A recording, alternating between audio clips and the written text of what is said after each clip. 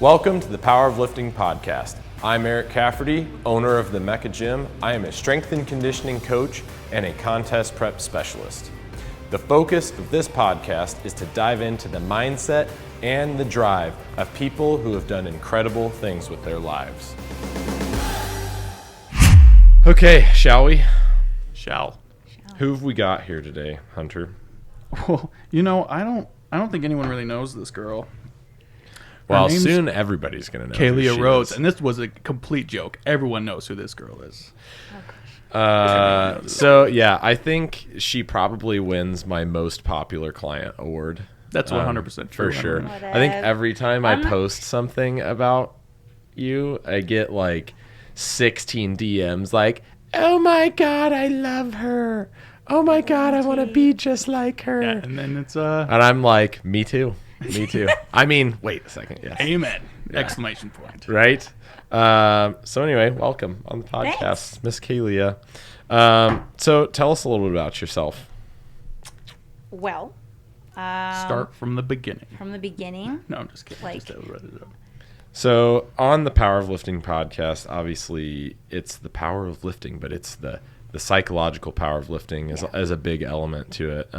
And you know, I've talked a little bit about this on the podcast before, but part of the reason why I wanted to do the Power of Lifting podcast is there's a lot of podcasts out there that focus on different training methodology and this and that. And to be quite frank, a lot of them are boring. And I am involved in this sport and community, and like I am genuinely interested in strength and conditioning.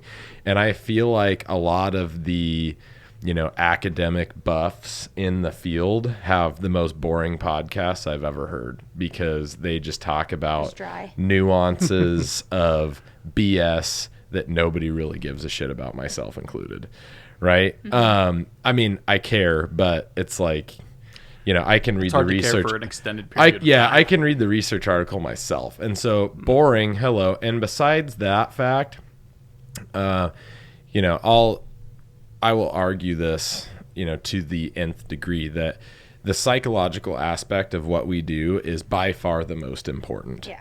100%. If you are not mentally in the game or engaged or driven in some way, shape, or form, like, it doesn't matter how genetically gifted you are for competing. Like, you're never going to get anywhere, right? Yep. So, that's a lot, the big reason for why it's the Power of Lifting podcast and not like the strength training periodization podcast or something. It'll be a sub series, right? Sub series. So there's enough of that, so make it. There is, right? Yeah, right. But anyway, we want to know about you, and let us know. Give us the deets. Right. Where does it all begin?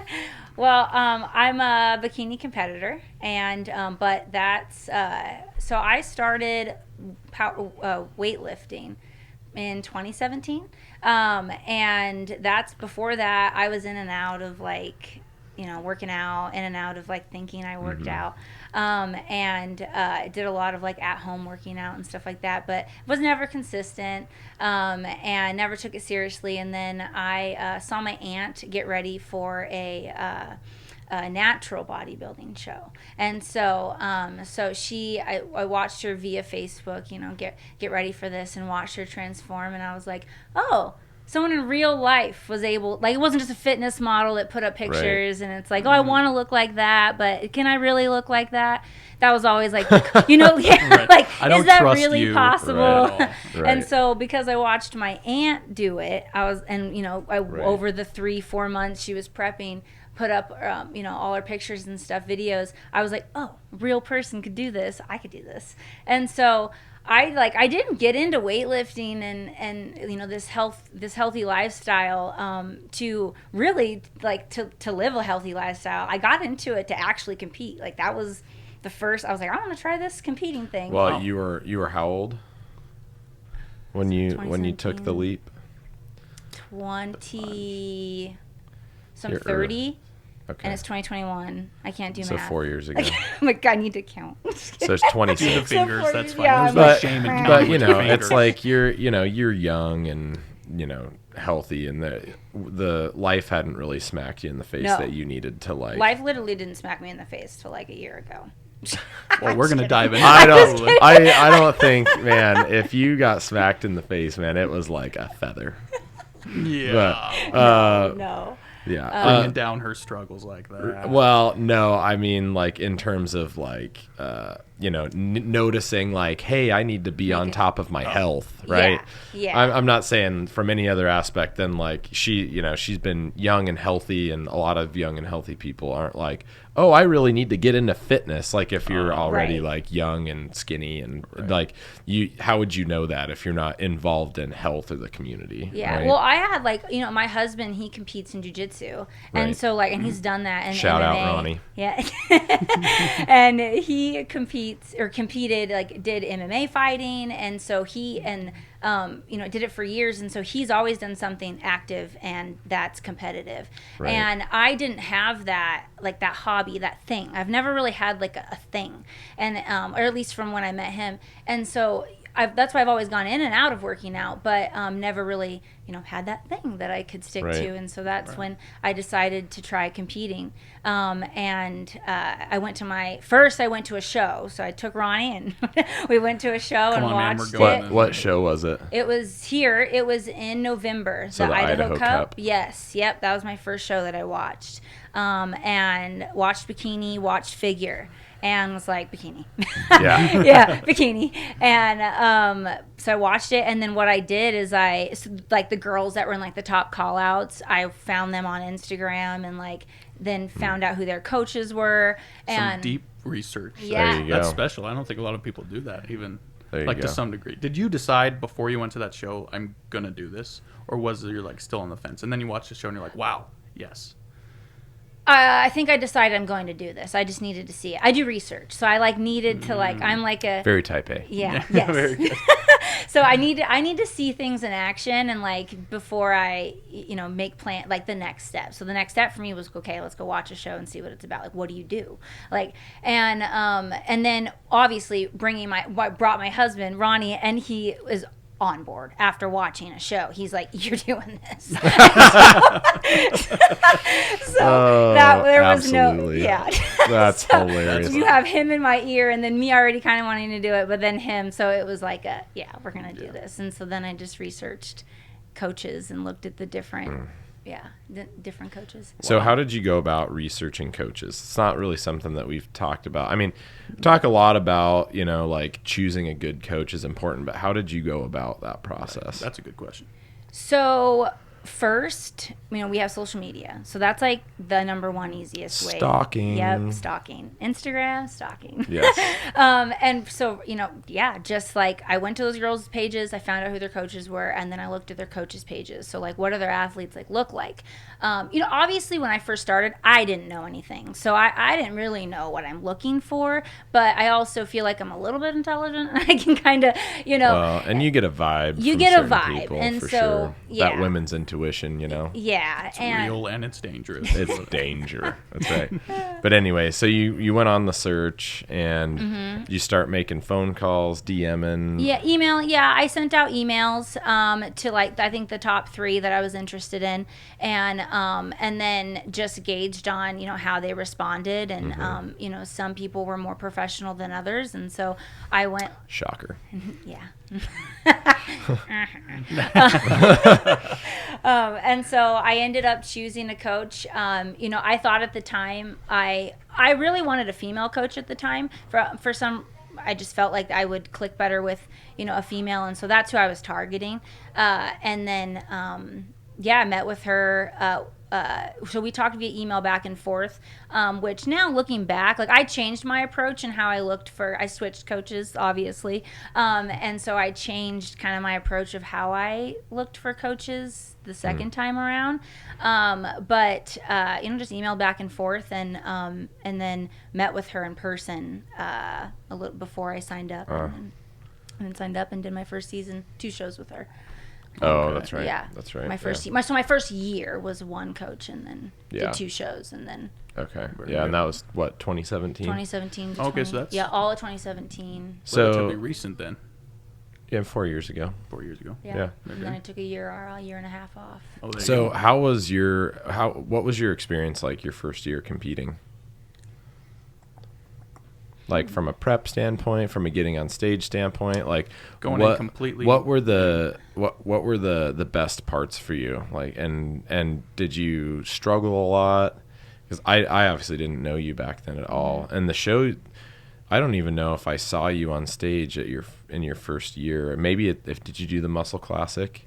I did the Idaho Showdown, that one in Twin. I know you did the Twin Falls. And then the November one, the Cup, Idaho Oh, Cup. in 17? Yep. Okay, Yep. so I would have seen you at that one. I did that one. So I would say my first year, mentally, kind of the same. I've always been very, I don't freak out about things. I can vouch for that. Yeah, It's true. Yeah. I don't whine. I don't complain. She's an internalizer, for Yes. those of you that care to know.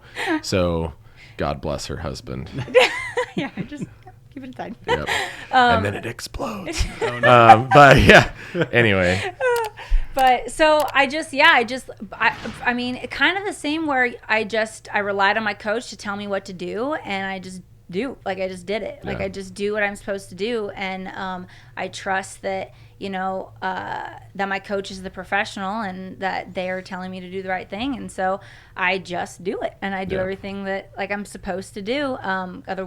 My mind, otherwise I'm wasting my money, wasting Yeah. your time, coach's time, my money. And so now, however, the difference I would say is I felt a lot more stress. So obviously it's new, and you like I let everything, like I freaked out, like kind of like I internalized thing, but like I would get overwhelmed. Oh yeah. But even though I don't vocalize it, you feel it like Oh, yeah. inside, Oh, yeah. overwhelmed. But Sure. and so like I would say, that the difference between my first year and now is just that I you're just learning. You learn how to handle, like how to structure your day, to lift, to do cardio, to get steps, to eat your food, and you're figuring all that out in the beginning. Like what is the best method to and that changes as your life changes. But For sure. yeah, now I feel like I got things figured out. This is easy. Like this Yeah. prep, this is easy. Yeah. Yeah. So what were your expectations like going into your first season compared to how you placed your first season, and how, like, more importantly, like what you looked like your first season? Yeah. So I went into it I'm a very realistic person.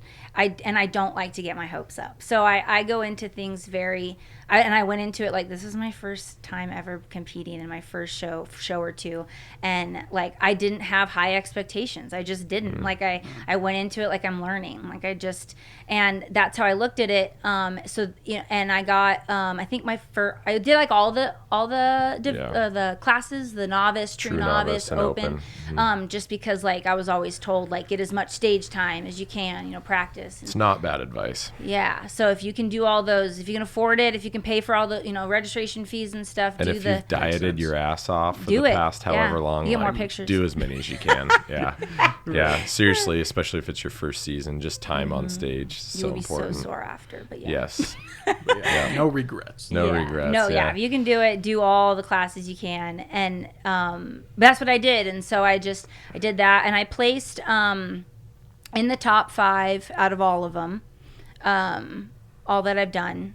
I think I've always placed in the top 5, except for my Idaho Cup in 2017. I got 6th place. I was 1 point away from a top 5, but I got 6. So it was always in that top handful or so. But How do you feel like you looked compared to your expectations?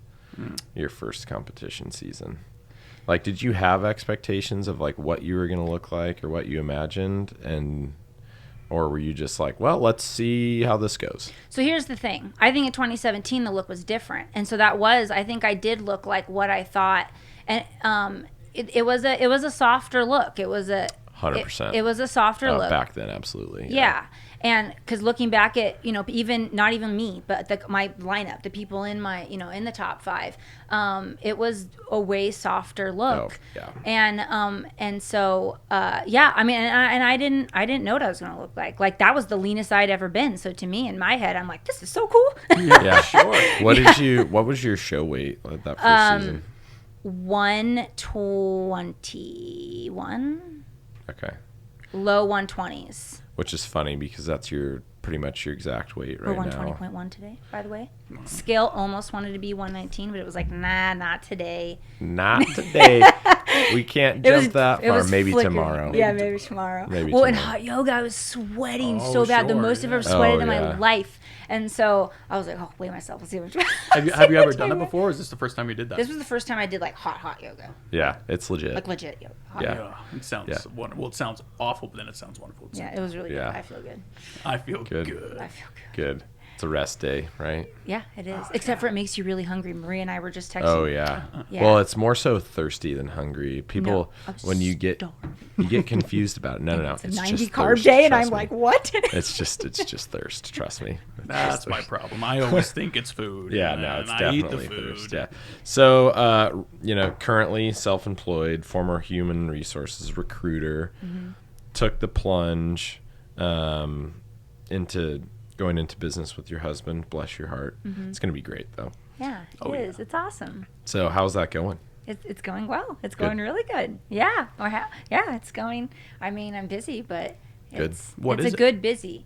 He does online sales, so it's like, Okay. it's seeds, like plants, flowers, and packages up seeds into individual consumer right on. packaging, and Is it just you two now? yeah, running just, the show? Yeah, just All us right. two. Yeah. Yep. Now It's- he's got somebody cracking the whip. That's why I said bless his heart. Yeah. Man. It's- I just give him a little bit of structure. He helps me calm down a little bit, and I help him, like, not Not calm down. But Yeah. here's the thing: like, if you really have a healthy relationship, you should be able to work with your spouse and spend a lot of time with it's your like, spouse and things like yeah, that, right? it's it's fun. It's like before, like you barely just working the Yeah. Monday through Friday 9 to 5 is just Don't see each you other a don't whole see lot. you don't see each other. You're just like, you work until work is done. But now it's like fun. It's like we collaborate on things, and it's just you just spend different, and you separate that time. You're working, but then you also can have flexibility to have that fun time. So hang out with dogs and Hang out with the The dogs. dog. Go on a little walk. The weather's getting beautiful. Yes. So, on our little questionnaire here, we talk about crowning achievements. I think the fact you put marriage on there is awesome. yes. Big deal. Yeah, that's Shows pretty the kind cool. of person. Yeah, Yes, for sure. it's my favorite. But I like verbatim says, I think where I'm at in life right now, I'm just getting started at adding to my crowning achievements list. I think I have a lot more to accomplish to really add here. So anyway, I think that's really cool. And obviously, I've always seen you as a really like professional type person, and knowing that you worked in just corporate America basically is I mean it's very apparent that you have had a real job, and Yeah, it's since I was just like 19. I yeah, worked in exactly. business, So it is just really nice to to coach somebody who's a competitor that also gets it at life and basically understands the way the world works. Not saying that all competitors don't, but Well, I mean, I think it's like we talked about before, the vibe. Like Right. there's a vibe that you get to it. And then when it comes to the relationship with each other. But that brings up the point, too. When was it in your life, and why did you start getting coached by Eric Cafferty? Oh yeah. So, okay. I ended my season, and my coach at the time wanted me to just take a few months off. whoa. Okay. But after talking with judges and like I do my research, and I looked, and what I do is I knew that, like, okay, I need to get nationally qualified to go to the next step. And so who's getting nationally qualified? What do they look like? Okay, this is what they look like. So I went to like the NPC site, and I was looking at like national girls, and then I was looking at regional show girls and what the top 5 and the overall winners looked like. I'm like, I don't look like that. And so Gotta make that. yeah, and so I knew, and then I was like, I was just Googling, like, okay, how, like, then like when you're like, I'm not a coach, I don't know these things, like I don't know what it takes to build muscle, I don't know what it takes to like, and so I'm just like Googling and reading, like, you know, how long does it take to like grow muscle, and Googling like, I mean, how do I build a butt? Yeah. And you know, I found like people like BioLane, like I found you know, Lane Norton, and on Instagram and stuff, and just kind of started just reading things that they posted and piecing just little things together, like, oh, I need a long time off. Like, I don't need just a couple months. Like, I need, you know, and so, you know, because I knew that I had, like, a good shape. I had a good frame. But, like, we needed to add serious, like, muscle to that.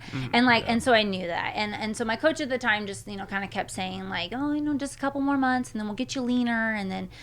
Yeah. That was not the problem. Not good advice. No. There Not was good advice. leaner. And Don't now just there's get not. leaner. Do not ever get leaner unless it's showtime. Yeah. Then get way lean. I might have to put this on the screen down below, just scrolling across. Disclaimer. Yes, yeah, a little like, so I knew I needed a long time off, and so I told her, nope, I'll let you know when I'm ready to come back to prep. I'm gonna take some time off. Good for and you. So in that time off, I you know, I hadn't yet said anything yet to her, but I started doing my research, and just, you know, I knew that, like, I kind of pieced together, like, I didn't know how to lift. Like, I'm in the gym and I wasn't really getting, like, and I know soreness doesn't necessarily speak to everything, but like I just wasn't feeling like I was getting like a workout, right? And so I knew that I needed to learn how to lift correctly. I was having low back issues, low back pain, hip pain, and so it just a lot of things kind of just made me realize that I needed a different coach. I just needed a more experienced coach. I think the coach that I had at the time maybe was okay for a first competitor who, you know, but it just, I knew wasn't going to get me to where I wanted to go. And when I started looking at the girls who are on the national stage and like what they look like, I'm like, that's what I want to look like. And then, you know, and then I learned more about like the IFBB and pro cards and like how you get into the IFBB, and realizing like just what it takes. And I just knew I needed someone else that had the knowledge, but two, had the experience, you know, getting other people to, you know, that level of conditioning and that physique and to those stages and that kind of thing. So and I personally think that's critical. It's like there's two parts to it. The fact that you like know your stuff. Like anyone can read a textbook too, but that person who has the experience of actually getting it done. Yeah. No, examples of it. Examples of it. And then even done it themselves too is also a big... It still blows my mind how many coaches that coach people that really haven't had much competition experience. It's like, yeah, it would be so hard for me to trust that. It literally makes me think that they just got into it for the money. You know what I mean? Yeah. 100%, because plain and simple, there's way more money to coach competitors for sure. Sure. Yeah. Than just be a coach, right? Yeah. Right. And the thing was, at the time, my coach, once I was done with my season, we were at the same level.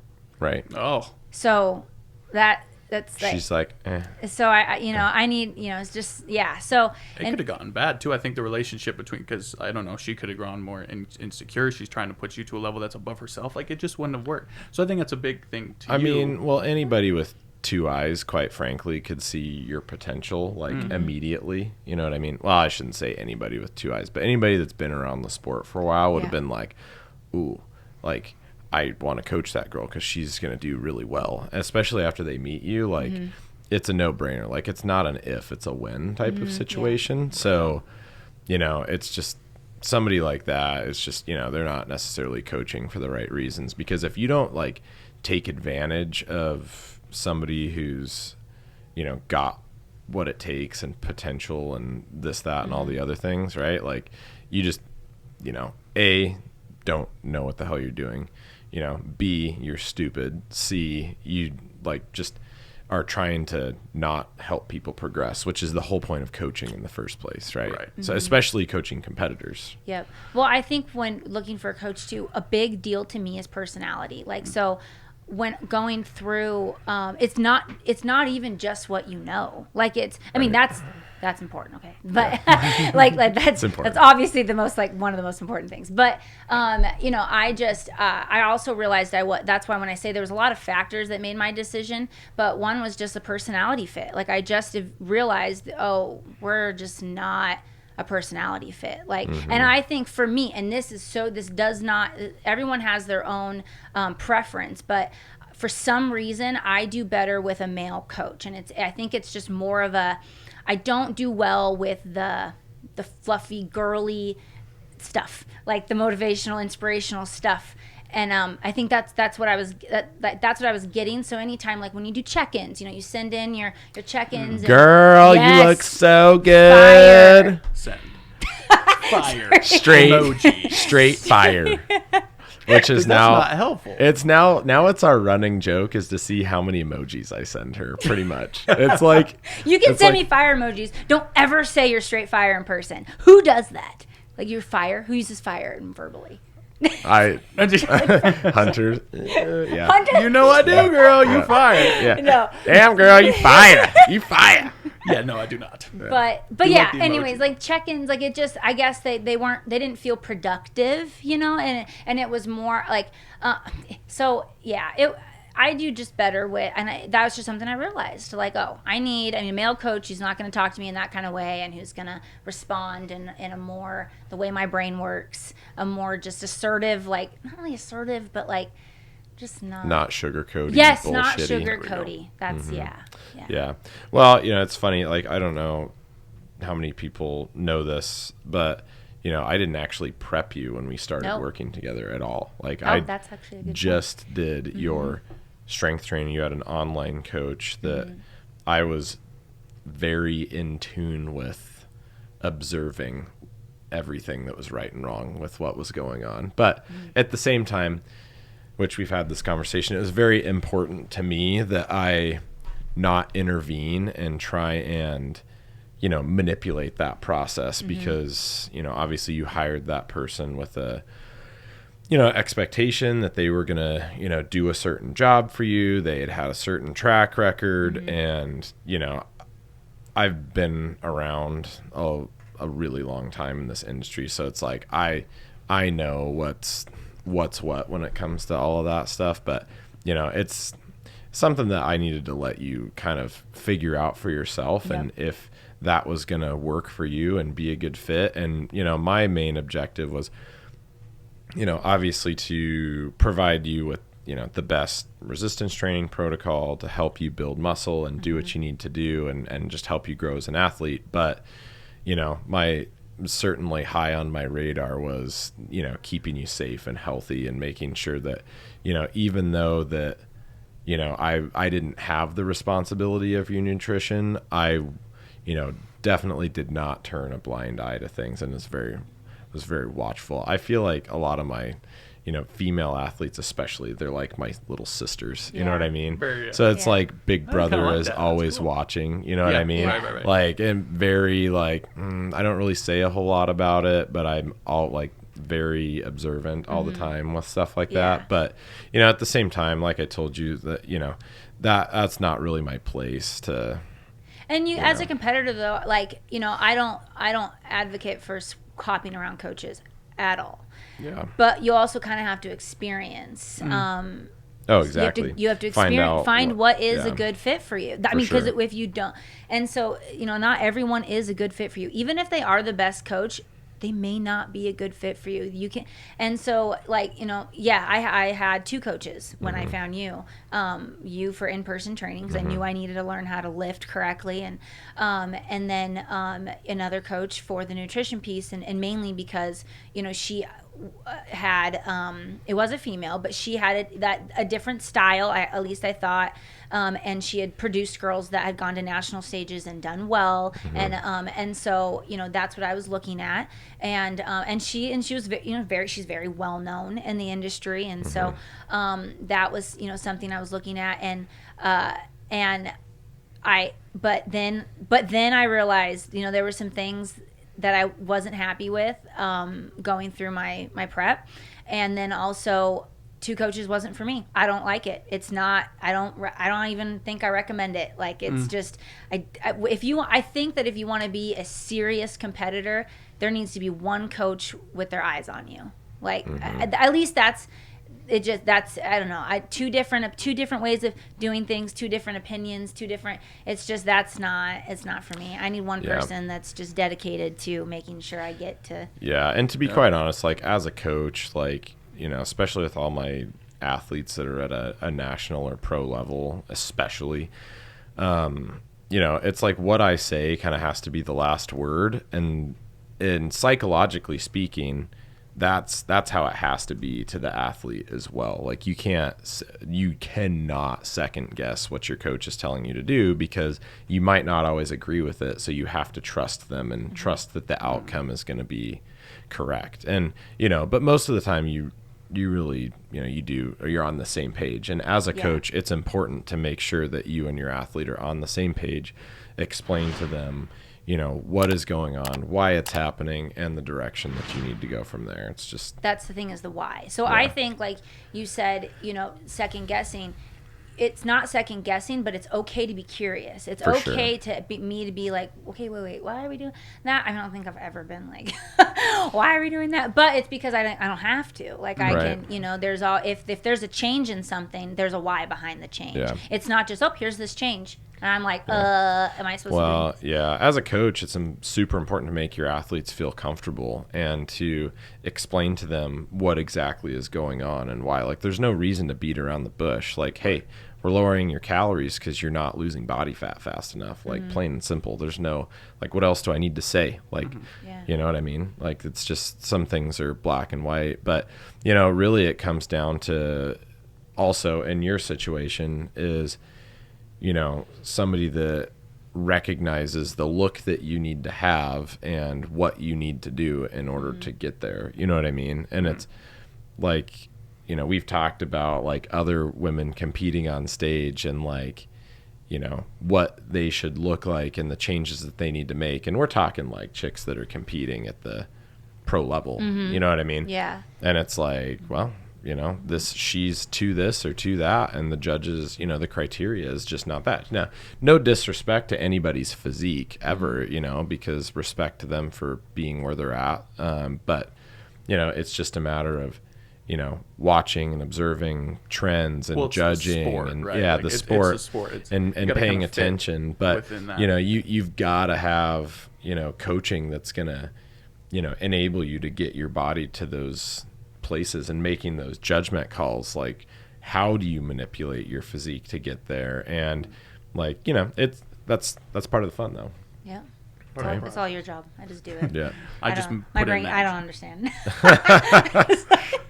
You just tell me what to do. Yeah, right. So on here, it's awesome. You put the top 3 things you're most passionate about and obsessed with today. The number 1 thing on there is becoming an elite. I like how you put that. Elite. It's important. IFBB pro.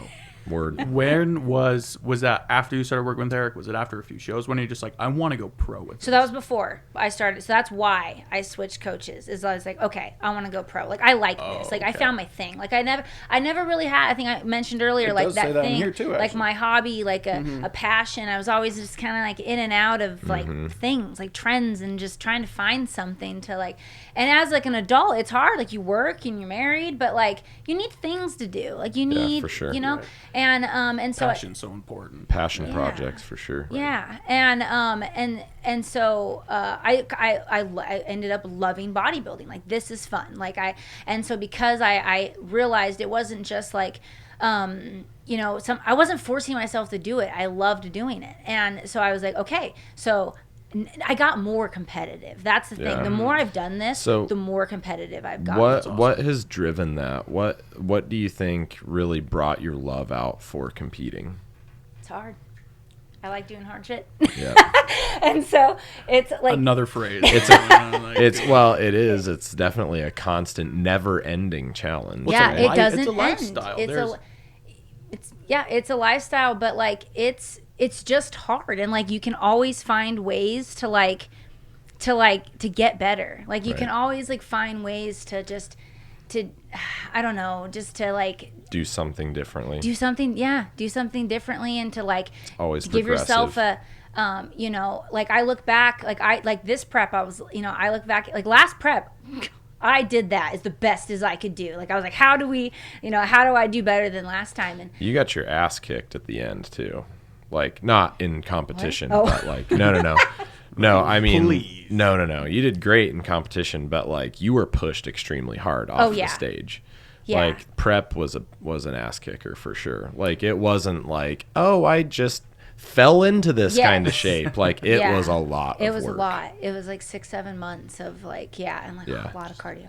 Yeah, there was a lot of There was a cardio lot of involved, cardio, and but a lot of steps and but yeah, I've just gotten more competitive, and so I just looked at like, okay, okay, there's a pro level, and then like what consists of the pro level, and so I just, I just kind of, what was the question? I'm just kidding. That was the question. I'm just kidding. What was like the mental trigger to go to work to go to pro? To want to go pro. Yeah, it's just like I just want to see like how I mean, why not see how far you can go? Okay, I guess. that's what I was going to say. Like, where's the it's like to me it's hard to do, and it's why not? Like, it gives me a hobby, it gives me something to do that I love and keeps me also healthy at the same time. Yeah, that's a big deal.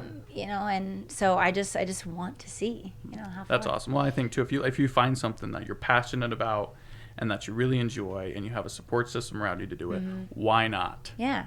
Let's just go. Yeah. That's awesome. It's really, really cool. I dig it. So we talk about goals. You say professionally, start your own business. Personally, progress in the sport. So what are the plans for this year? Where are we going? Tell the people what are the goals for this year? Well, we got to requalify. Got to requalify. So that's first. Then we're going to nationals. Requalify for what? For nationals. Nationals. For nationals. Yeah. Okay. So it lasts 2 years, and then if you don't compete within that window, then you've got to requalify. So even with COVID. Yeah.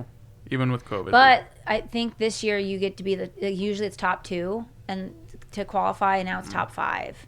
So okay. they have a modification this year, I think. Little is modification. What it is. Yeah. Is it due to COVID? Or is that just Yeah. how the sport It's a is? one-time, 1-year modification thing. Interesting. So Okay. so if you're top 5 in a regional show, then you can go to nationals. In other words, there's going to be a ton of people at a ton. nationals These this are year. going to be, It's going to be It's ridiculous. gonna That'll be fun. But hey, Because that's more people to beat, Kaylia. Well, that is true, but true, that but makes for a those shows are long show long, day, yeah. man. Holy That's true. cow! Well, that's the thing. I'm not going to stand here and be like, you could do this. Like, it's easy. so No, long. forget it. And then it's like, we'll waiting. talk to Eric. The before, it's just waiting. like, The waiting. The waiting. Those prep times, those show times are very, very difficult.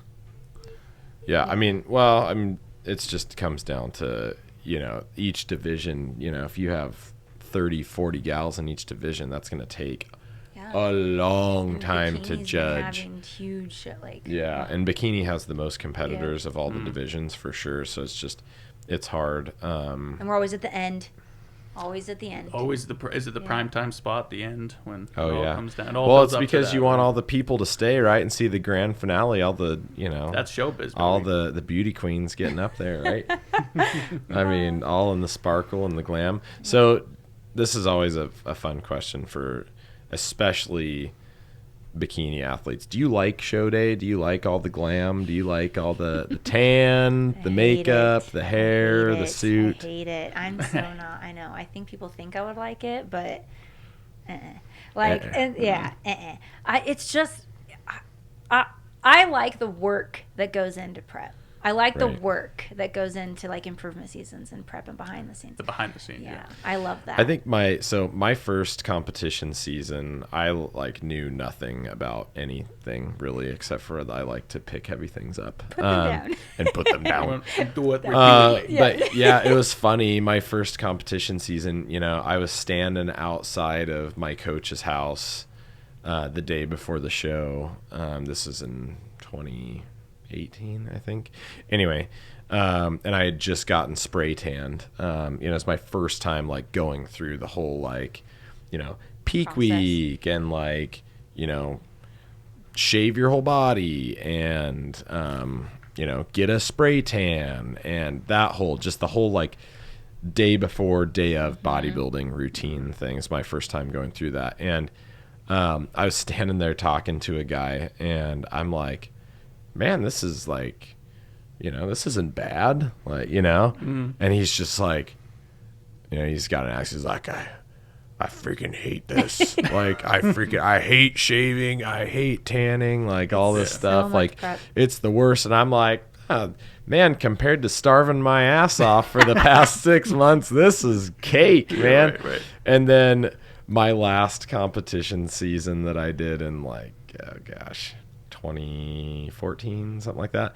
Anyways, I remember driving to the first show that I competed in that year, which was in Seattle, and we get up there, and I'm like, God, I have to shave and tan and all this stuff, and I'm like, And the more you do them, like you're just like the day before routine of just like all of the tanning and shaving and all that stuff. I'm just like, dude, But then once the tan's on, you got to be careful. that's and you gotta, the worst. That's yeah, the and when you worst. got to go to the pee, it's just And it's even the worse as a female. Yep, Oh, it's yeah. just such a process. You just like it, you're supposed to relax. That's not relaxing. And then no matter what, you're constipated. Yeah. No matter what. That's like just the truth. that's just how it goes. I think I've done over 20 shows, and like maybe 1 or 2 I did not feel constipated. It's the stress, it's the nerves. It doesn't matter how much magnesium you take. Like you're just You're like just gonna get I'm bloated. My waist is thick. I'm done. I'm through with it. You know what I mean? Right. Part of that though was my own fault because I coached myself the last like 10 shows I did, and if I do get on stage again, that will not happen because I'm not about that life anymore. Like it's just I'm just not interested. I have too much other stuff going on to think about that. But Could you imagine? oh well, yeah, I can because I've been there, done that. But it's something that I know now that I do not want to repeat. Yeah. Do you think right? that's the more popular opinion? Is all those competitors hate that part of it? What's that? The initial day before the tan, the suit. No, you know, I have kind of- so many clients that absolutely Just love love that. it. Like, oh, I get all Yeah, dolled that's- up and get my that's the thing. makeup Most done people- and all this stuff. Yeah, most people like love it, and or at least they pretend they do. I don't like. Yeah. I'm like, does anyone want us to know the real answer? It sucks. Yeah, no, it legitimately. And I And don't some even. people really like it, so some people really do enjoy it. Yeah. And Well, good for yeah, them. It probably it's- makes the days a it's little good easier them, for them. But if you could judge me here in the gym, Yep. I'd be good to go. And here I am. I just woke up like this. Yeah, that's exactly it. So, if somebody is struggling or stuck, what words of wisdom do you think that you'd give them? We talk a lot about, obviously, the psychological aspect of it. You don't really get stuck, and there's definitely some very legitimate reasons why you don't get stuck. Why is that? I think I just don't. I'm terrible at this question because I'm like, do people want the real answer? What does it really go on? People want the Kaylia's real head? That's the real answer. This is a real podcast. Because with real people answers. want to know from those that they kind of idolize and they look up to, like, how does she do what she does, right? Because they don't really know. It's Instagram's a highlight reel. Yeah. I just don't let myself. Like, I guess I just, like, you just have to accept, like, you are, whether you're in prep, cutting and hungry, or you're in improvement season gaining weight, because those seem to be, like, the two struggles that people have. It's just, you just have to, if this is what you want to do, like, then you just have to acknowledge and accept that this is what it takes. And I mentioned earlier, I like doing things that are hard. And so, like, it's just, I use that, like, if, obviously you have hungry days and, but what do you do? Do you complain? Like, do you complain about it, or do you figure out a way to manage that? And Right. like, for example, I don't complain. I just, like, okay, I need to be active. Like, let's get busy. Like, let's clean my house. Like, what's going to take up 2 hours of my day so I don't think about food? Mm-hmm. You just find ways to, you got to find ways to work around it. And any amount of complaining and whining and that you do is just, it's not helping your situation, I guess, Right. is how I think about it. And so what is going to help my situation? Well, keep me busy, keep my mind occupied. Go do stuff with my husband, my dogs, Right. go friends, like, read. Like, there's just, there's something to be said for that, for sure, like distracting yourself or just, if things come up, you can, just do something more productive, right? But I think the big thing is thinking about, like, when it comes down to, like, those crossroads in decision making, like, oh, should I, eat my next meal here. Like, does that even really matter? Usually not. You know what I mean? Different situations that people tend to get really hung up on. And it's like, well, okay, what is your goal? Right? Yeah. And what is that decision that you're going to make? Like, is that a healthy decision in a stepping stone to achieve that goal? Like, is that choice going to help you achieve your goal? Right. Is taking a bite of food, is missing minutes of cardio, not getting your steps, is that because you're tired? Like, everyone's tired. We're all tired. And so it's just, and I think that comes down to complacency, you know, and I think people just want to complain. Quite frankly. Yeah, people like to complain. Well, it's like to, it's they a want hobby. people to commiserate with, you know? Yeah. Like, oh, my life is so shitty. Oh, my life is so shitty too. Like, it's kind of, I mean, not that, but I'm doing so much. It's like a competition between who can people. have the shittier day. Yeah. Why? I'm why doing not? so much like, more cardio. I feel like it's so much better to walk around. Like, you will always see me with a smile. Like, you'll always see me in a good mood. Absolutely. You'll always, like, usually, like, unless some serious stuff is going down, but like, you usually will always see me in a good mood. I'm always like, because, in hot yoga today, the instructor said, change your mindset, change your experience. And so if you're feeling down about something, just change that mindset, and then it's going to change your experience. It's weird if you go into things with a positive attitude, how much more positive the outcome is. Yeah. I mean, I feel like I tell my 5-year-old this constantly, like at least once a week. But the funny thing is I still find myself telling adults this same concept more frequently than my 5-year-old. And, you know, it's because, the classic saying, like, your glass is either half full or half empty. Like, you make the choice if your glass is half full versus half empty. Like, you going to be a negative person or are you going to be a positive person? What's going to be, you know, what is it going to be for you, right? Yeah. And you literally can choose to make your destiny. You can choose to make the best out of crappy situations. Like, there's always a silver lining. I mean, even when it comes down to things that have happened in prep, things that have happened in my business. I've had a lot of things happen to me in business that most people would like lose their mind over, you know? But I'm like, let's find the positive in this situation. Consequently, every time I've had something really bad happen, we've had the biggest streaks of growth that we could better than I could possibly have imagined. Why? You pivot. You learn from the shit that you did wrong, and you know, you rely on those people around you that are solid, you know. And the bottom line is you're never doing anything alone, right? Yeah. I mean, how often are you? I mean, yeah, your journey to the stage is your own, but you know, you have a coach, you have a husband, like you have people that care about your general well-being, you have people that care about your success in the sport. It's not a problem to lean on them, and it's not you being like having a weak moment. It's, hey, let's talk about this. Let's find ways to make things better. Like if there is an issue, right? I think though, if you look at competing, so for me it's competing. I'm a competitor, right?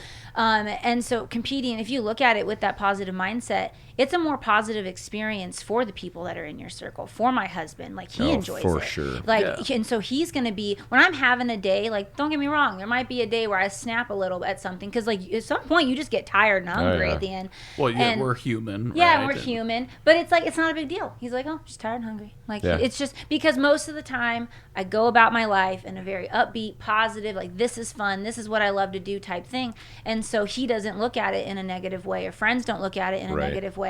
And when you complain and when you whine, then everyone looks at it in a negative way, like, why are you doing this thing? You're not fun to be around. Like, and so if you'll have a stronger support system, I think. Sure. If you have a positive mindset. Well, yeah, because if everyone takes responsibility for themselves, it goes up. And then if you have a group of people taking responsibility for themselves, having it lifts and lifts and lifts, and the sky's the limit, right? And here's the difference too. Like a lot of people run into situations where they're like, say, at barbecues, or they're, say, at family functions, or they're, you know, this and that, and that's where people can have hard times and struggles, right? I mean, the people around them, and you know, even if you are really disciplined, you know, family members, oh, why can't you eat that, or this, that, and the other thing. Like, if you're a negative a-hole about it, they're going to be like, well, screw competing and anybody that does it. Like that's or garbage. if you make it a big deal. So what I've learned, this is my lifestyle, and I don't need to make it a big deal. No. Like when I'm around people that don't do bodybuilding, I honestly don't even really like to talk about it. I'm just a normal person. Like I'm a normal freaking person. Like, and that so, is false. but like it's just You don't can make pretend.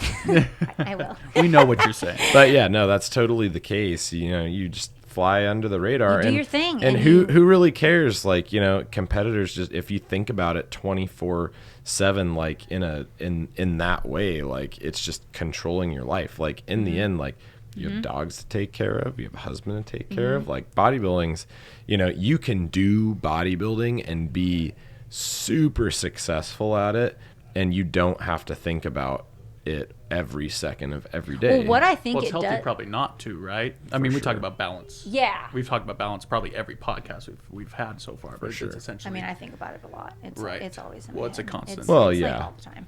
Yeah. But like but it makes you though want to, because when you get in a groove, like I've gotten in a groove. Like I know where working out fits in, where cardio, where like we're eating. Like I have a groove, and then it makes you then more productive elsewhere. And so I've become just like, because I'm so productive in bodybuilding, I've learned how to become really productive, like working, hanging, and making time to like hang out with my husband and the dogs, and like make sure like all these things get in. Oh, yeah. And so I think it can change just how you look at your schedule, your day, your week. And It also And then your changes. life, It rather. legitimately changes your brain physiology, which, you know, is super interesting. Like when you're in prep, you know, and you're in a bit of a caloric deficit, you feel a sense of urgency Yes. all the time. all like this. Well, I'm always like that, but But even But yes, more so yeah. in prep, you're like getting stuff go. done. So it's funny. Not too long ago, I told my wife, I'm like, gosh, I just feel like I'm not being productive enough. Like I need to get more stuff done. I'm like, I'm going to put myself in a caloric deficit. Bottom line, I mean, dude, worked. it fixes the problem. Like you will become infinitely more productive and on top of your stuff overnight. You know, people like, oh, I can't be on a calorie deficit. I'm not gonna be able to think. I'm like, okay, you know, you keep thinking that, limitless buddy. now, Yeah. buddy. yeah. But no, seriously, it does help, and there's a actual physiological explanation for that. But Right. regardless, no, I think that you know your point is just right. You know, it's keeping, you know, in those types of settings, keeping bodybuilding, you know, kind of to yourself unless people, you know, ask you about it. Yeah, unless people ask. There's nothing more annoying than somebody that, like, once upon a time we were hanging out with a group of people that we hadn't hung out before, my wife and I, and they just, one of the couples, like, this gal had competed once. Oh, like geez. a long time ago, Oh, geez. and she would Where not. this is going. I She know. would not stop talking about competing, and I just was like, "Oh man, please tell me I was never like this." You know what I mean? You were. No, I'm just No, yeah, you were. You for were. sure. Well, it's with any aspect of it, not just bodybuilding. If there's someone that you're hanging around with, and then all they can talk about is this one thing or whatever, it's just like, well, like, are you really happy? No Are one you- likes a self-absorbed. Like Right. you want, you wanna, Are you really? It just, you wanna just be a normal person. Just Be a normal normal person. Be a normal person. Going So- after your goals. Yeah. What are some of the things that you do and focus on in order to, you know, keep yourself on track outside of just the, you know, following your macros and following your training and all that stuff? Like, Keep for myself example, on- like, are you reading books? Are Oh. you, you know, listening to podcasts? Are you, you know, Yeah. what are the things that you like to do to keep your mind sharp? Yeah, I would say podcasts and recently reading. Like I never used to read. Like I just wasn't a reader.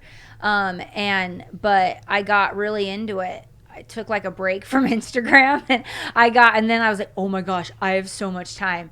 And like Eye-opening. like so much time. It's highly recommended It's to depressing. do that every Yes, once in a it while, is. realizing how much time you're putting into Yes, it's disgusting. Yeah. And so and I filled it with reading. Like I was just I was just interested in I like to read like other athletes and like people who are doing kind of elite, like high level things. And so and so, like, for example, I walk for 30 to 45 minutes every single morning, and I usually read. I'll handle either to-do items and then section off some time to read, and or listen to podcasts.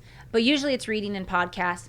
And like, because in my, like, I like to kind of start my day that way, because it kind of, it sets you up for like how you kind of want your day to go. Like, okay, these badass people are doing these badass things. I want to be badass. I'm gonna go do that too. Yeah.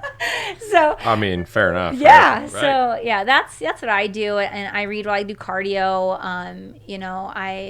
A big thing, kind of a difference for me, like from like last prep to this prep, was I wanted to I can eat, I can track my food, I can do my steps, I can do my cardio, I can get all my lifts in. But an extra thing this prep was kind of like tapping into that more like mental side of competing, and I never really like explored that before. And I would think, like, when I look back at last prep, I see myself differently now this prep than last prep. Last prep I was very, like, in my opinion, just like, I have more confidence now than I did then, I guess. And so, and I think now is like working on kind of that mindset work. Like, I used to kind of look at like mindset work and mindset things like, kind of look down on it. But then I like started reading, and I'm like, oh, this works. Like, you just gotta, it's just changing how you think. Like, it's just, when you change how you think, and then you kind of create a plan and execute from there, I think it changes things.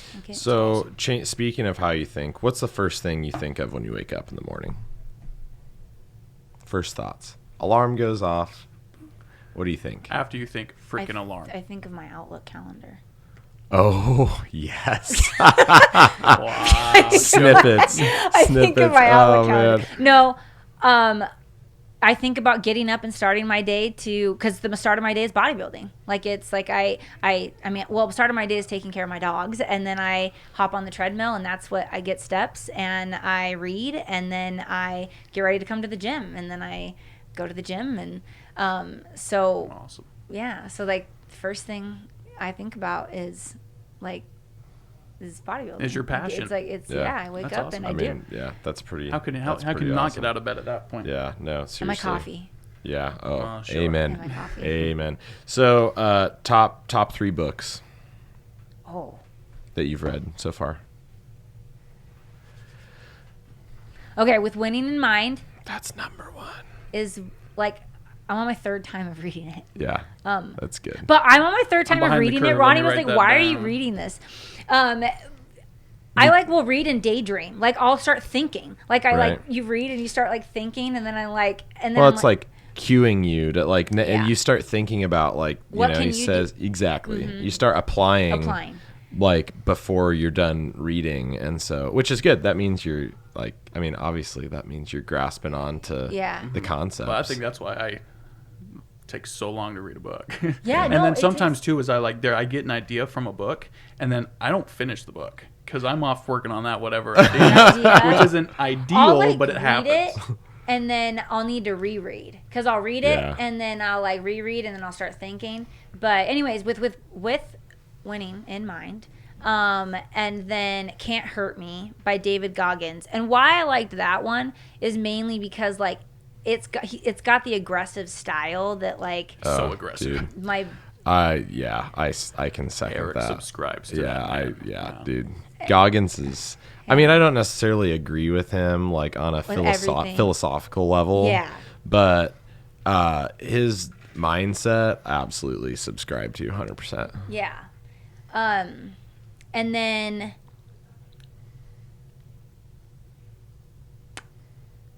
I think it's called Chasing Excellence. Oh, yeah. Who's that by? Ben Bergeson. Okay. Or Bergen. Or Berger. I don't know if there's an S actually in it. But he's a CrossFit coach. Oh, yeah. And he's a CrossFit coach, and that has taken several people to like the CrossFit Games and won them and stuff. And and so just his how like he's a lot about like calming the mind, like being calm Yeah. in training and in order to perform, like, and like my brain is very like hyperactive, and so like I like kind of just learning from that, like how to calm down and like just you know, and anyways, yeah. So I would say with Winning in Mind is number one, and then David Goggins' Can't Hurt Me, just for like the motivation, like the inspiration, yeah. to like want to go do cool things. Yeah. I'm running through that wall now. Thank you very much. Yeah, Yeah, and then chasing I ran a excellence. half marathon because of that book, and I hated every minute of it. But it was Ew. great. You I did will it. not But do it was that. great, I don't yeah. think So that, I mean, obviously those are like self-improvement books, however you want to label them, whatever. Is that mainly what you read? Is that what you find most appealing? Do you read fiction at all or anything like that? No, yeah. I don't really either. I was just curious. Yeah, no, I like, I just like Learning. learning. I like learning, but I also like stories of people that have achieved, you know, Love that. Yeah. cool things, high level things. Like, how do they think? Because I want to know how they think. Like, how to, you know, and so that's what you get to, when you're reading their books and or watching, you know, their documentaries or whatever, you get an insight into how they think, and then like, how do they go about their days? How do they go about, Right, what do and they do? So, speaking of which, if you could have dinner with 3 people dead or alive, who would they be and why? Oh. Speaking of learning from people. Oh, geez. Loaded question. Very I know. loaded. I know. I never know how to answer these kind of questions. I know, they're the worst. They're the That's why we worst. ask them. That's exactly Oh, why. That's we exactly If why I we could ask. have dinner. With 3 people, dead or alive. Any 3 people ever. I don't remember people that are. Oh, they're all going to be alive because I'm probably not even going to remember. Yeah, no, Perfectly that's fine. fine. Yeah, totally cool. That means it's Anyway, actually possible to happen. First 3 people that come to mind. So I think I would just want to meet Joe Rogan because I listen to him like every single day and all of his That's legit. like. Right. Yeah. And I feel like he would be like a Super, hilarious, cool, like down to earth, right? open-minded, down-to-earth kind Yeah. of person to just meet. So Joe Rogan, I've listened to him for years, so that would be kind of cool. I mean, And- Fear Factor. Hello. Oh, geez, Fear Factor. I know. It's so funny. And he openly talks about how he hated that job, Yes. which is Yeah, hilarious. It is talks funny. so much crap about it. Yeah.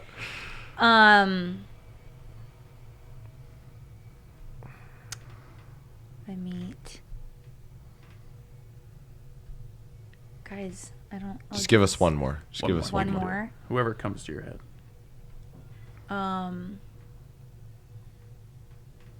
I would probably. I mean, honestly, I would probably want to meet like. I would say like David Goggins. Like, I think he would be interesting. No, I don't. That could It be would one be of your interesting. 3. Yeah, I mean, for sure. dude, absolutely. The Yeah. book I already. What book did I just read that I was like?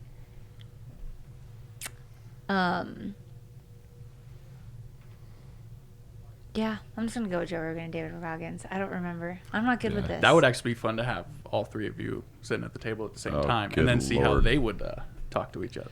Well, he's been on Rogan's podcast. I mean, you can watch like, that. Yeah. I've actually watched it. Oh wait, Yeah. I would also want to be. This is just from an informational. Like, I would want to. No, oh, better answer. Okay. Found it. Bingo. I would want to have dinner with the like head IFBB Olympia judges, like Whoa. like Sandy, Straight Tyler up. Mannion, like the you know, Becky. Like, they're like, I want to be in front of them one day, and so Yeah, like, and I absolutely. want to be in front of them on like some of the best stages, and so. Like, I would want to have dinner, sit down, and talk to them. Critique like, learn me. about. That's cool, Yeah, right. but also Look at like my body. Critique yeah, me. yeah, look at my body. But tell me about like the organization. Like, tell me about like, I don't know, like just teach me about their time, you know, coming up into the sport and that kind of thing. So That's really cool. Yeah. Yeah. No. I mean, totally interesting, I'm sure. Mm-hmm. So, top 2 movies. guys, I don't Come on. You I don't do watch- movies. None? I really don't do movies. Who has time to watch movies? I mean, I once like in a movies. while. I was going to say, I love movies. I don't watch many You guys have anymore, kids, but like. but I don't. No, Ronnie, I don't watch movies. Ronnie will probably make me say The Hangover because I'm pretty sure that's the first movie we ever watched together when we first ever met and ever saw each other in person. So I'll Oh, just say was that your first date? that was like our first movie we watched together. Yeah, that's right. It wasn't your first date because I heard about Yeah, that. We're not so- going to have to talk about that on air. Well, But we don't know. So The Hangover. I'll just say The Hangover because of that. to But- be honest, I spit my drink out in the movie theater watching that movie the first time. Hangover? Oh yeah, when he turns and the tiger is right there, man. Oh God, I lost it. I should never drink in comedies ever. Yeah.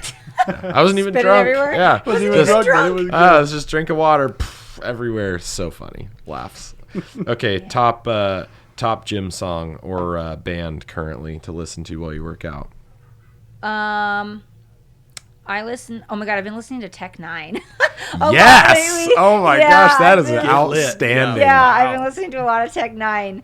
Like just this week, he got back. Yeah. Dude, Yeah. he's got to cycle through your gym playlist once in a while, right? Tech 9. Yeah, he's got good. Like it's like I like that like aggressive kind of music. It is aggressive. It is aggressive. Yeah. It is amazing how much music plays into how you perform, how you act. So your preferred training style and exercise methodology, what would you say? Obviously bodybuilding style training. What are your favorite exercises? We'll say currently in the gym. My favorite exercises, deadlifting. I like deadlifting. I like I'm a big fan of BFR side raises right now. Yeah. Yeah. That's good ones. Ouch. Yeah, they do hurt. And then I would say hip thrusting again. Yeah. Again, like it cycled back cycled around. back There in. you go. It left us for a while, but it's I back. did squats on the Roger squat That's a thing. win, coach. Went well. Oh, Yeah. yes. So we added squats back in too. Yeah, Well, so ish, like a version. Ish, yeah. Right on. Very- I told her, I very- promised Roger her, squats I are fun. promised her one day that I was going to put squats on her program again before she competed next. At least And once. it happened. At least once. And it happened, sort of, It happened. sort of, It not sort of not happened. true squats, Yeah. but you know, Fair. It's Roger's Hey, squats. yeah. I like them. It's in the name. It's in the name. Yes. It's in the squats name. in there. Counts. yeah. Well, okay. So here's a great question that you're gonna yell at me for asking you later. Who would play your character in a biography? Yeah. Who would play your who would play your character in a biography if somebody like we wrote a movie of Kaylia and her life? Who would play you in a movie? Well, I always get the comment that I kind of look like Mila Kunis from that 70s show. Like could I see the don't dark see hair, it, but it's but just the not dark. I really. get it all the time. I think it's mostly the hair. It's the hair and it's like the dark feature, like The dark features. whatever. Right. But we don't look like each other. No. So I'm just gonna say her because she's like kind of cute and funny, and so That's exactly what I am. I'm just gonna go with that. Okay, awesome. So tell us about your top 2 role models or influences in your life.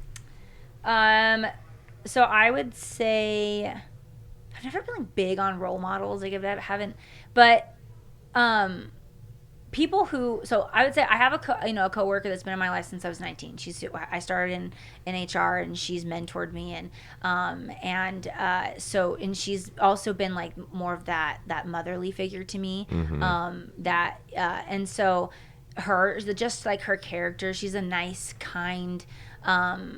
Person that just is, and that's like what I try to be, is just always very nice and kind and happy and positive, and that's her to a T. And so professionally and personally, I kind of grew up with her, like from 19 to now. She's been, we don't work together, but she's been in my life and we stay in contact regularly, and she was in my life a lot for like most of my 20s.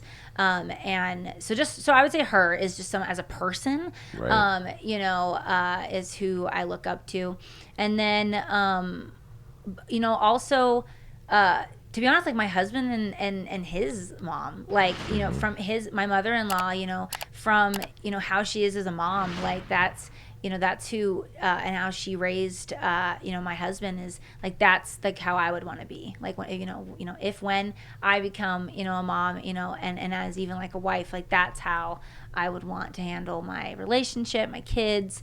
And then also, Ronnie, my husband, like he's a very, open-minded but caring and kind of guy, and I kind of grew up with him too. I met him at 19, so I evolved as a person with him, and he's just always been a really strong like support system for me that I needed at the time when I was younger. And so just how he is I look up to. It's just, Yeah, for sure. And so, yeah, I would say though, those are my three like solid, like, but those are more about, like who I want to be as like a person, and my character as a person. And then I look up and admire anyone who, and respect them that like, that thing I always say about like how they, they don't complain, they do hard things. They, anyone who like has that mentally tough kind of mindset and way about life. The Gogginses of the world, so to speak. But whether they're someone I know or don't know, or I know in the gym in person, or it's just someone I follow, in social media land, I respect those kind of people, and it makes me, want to kind of keep evolving and yeah, for sure. Yeah. So Awesome. Kids, you mentioned kids. So are kids on the table? What's going they're on with probably kids? on the table. Probably on the table. Yeah, just Not on right the now, table. but Later. Yeah, Later. like several years later. Pro card But first, yes, then pro kiddos. card, then kiddos. A kiddo, maybe, but we'll see about plural. Listen, you have dogs. You got to have one to entertain the other. I know. I'm kind of like, well, that's the thing. Well, here's like, the thing: you could get 2 in 1 pop. You could, like this gentleman over here. see, that I feel like would be the way to go. It's kind of But efficient. Then, Let's, efficient. But then I'm like, do I really want? I don't know if I want to deal with that. But also, I don't know if I want to be pregnant more than once. So.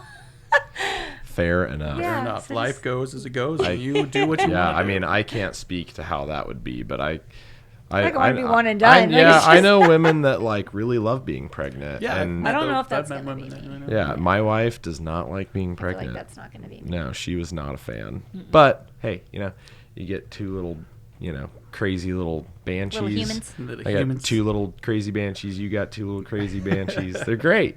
They I mean, are. they teach you a lot about yourself, right? It's like They wake a you up. totally new, different experience. Just like, anyway. Sure. Yeah. Just like, yeah, it's amazing. Ronnie really wants. He says, yeah, yes. And so, He definitely yes. needs children. Yeah. Yes, that man needs children. So, I don't know, bet I'm having one. That's Yeah.